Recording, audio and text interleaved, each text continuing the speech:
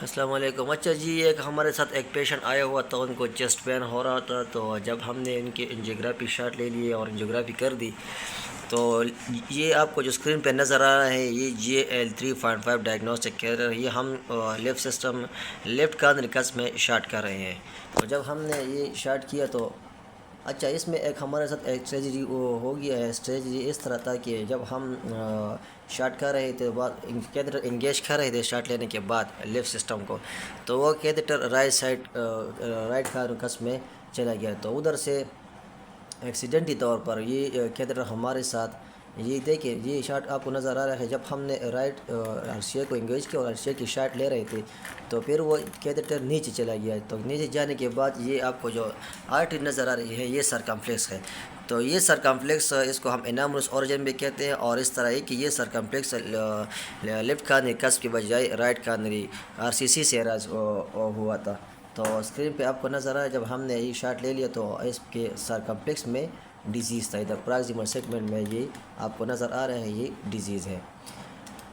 پھر اس کے بعد ہم نے دوبارہ اسی کیتھیٹر سے دوبارہ صحیح شاٹ لے لیا تھا کہ صحیح انگیج کیا، اور پھر اس کو ہم نے دوبارہ شاٹ لے لیا ہے۔ یہ آپ کو نظر آ رہے ہیں یہ سرکمفلیکس کے اس کے پراکسیمل سیگمنٹ میں لیجن ہے یہ، اور یہ پورا سرکمفلیکس پوری آرٹری کو ہارٹ کو بلڈ سپلائی کر رہے ہیں۔ اس کے برانچز برانچز یہ آپ کو نظر آ رہے ہیں۔ اسی GL3.5 کے ساتھ ہم نے دوبارہ پھر اس کو RCA دوبارہ انگیج ہو گیا۔ جب RCA کو ہم نے انگیج کیا تو RCA بالکل نارمل نظر آ رہی تھی۔ اچھا یہ ہم نے پھر اس کے GL3.5 کے ساتھ لیفٹ کارنری کس میں شاٹ کیا، تو جب شاٹ لینے کے بعد یہ آپ کو نظر آ رہا ہے یہ LAD ہے، تو LAD اور اس کے برانچز بالکل نارمل تھی، اس کو کوئی زیادہ مسئلہ نہیں تھا۔ ادھر صرف LAD آپ کو تھوڑی ٹارچوسٹی ہے آپ کو نظر آ رہی ہے۔ اچھا PCI کے لیے ہم نے پھر GR3.5 گائیڈنگ کیتھیٹر لے لیا ہے، اور اس کو ابھی ہم سرکمفلیکس کو انگیج کریں تو اس انگیجمنٹ میں تھوڑا مسئلہ تھا، تو ہم نے پھر اس طرح کیا کہ ہم نے وائر کو کیتھیٹر کے اندر پاس کیا ہے اور ادھر لے کے آئے تاکہ اگر تھوڑے سے جب انگیج ہو جائیں تو پھر ہم وائر کو تھرو کریں گے، فائر کریں گے۔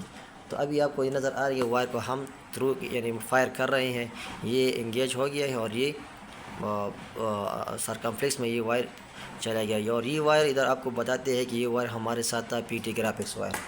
تو پھر ہم نے وائر کو پاس کیا اور اس کو پارک کیا ہے ڈسٹلی۔ اس کے بعد ہمارے ساتھ ایمرجڈ بیلون تھا 212، اس کے ساتھ ہم پری ڈائلیٹیشن کر رہے ہیں، یہ آپ کو نظر آ رہا ہے وائر ڈسٹلی آپ کو نظر آیا ہے، یہ پارک ہے برانچ میں۔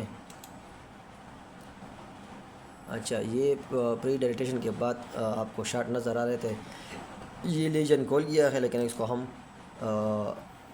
ابھی اسٹنٹ کریں گے۔ یہ جو اسکرین پہ نظر آ رہا ہے یہ ہمارے ساتھ زائنس 323 اسٹنٹ تھا، تو یہ اب ہم ویو لے رہے ہیں اپراکسیمیشن آف اسٹنٹ کے لیے۔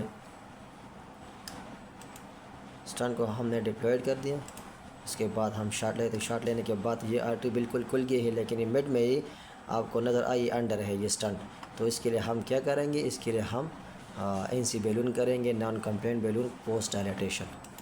یہ ہم 3 to 5 NC بیلون کے ساتھ 3 to 5 15 بیلون ہے NC مرج، اور ہم یہ 8 جین بیلوننگ کر رہے ہیں، پوسٹ ڈائلیٹیشن کر رہے ہیں۔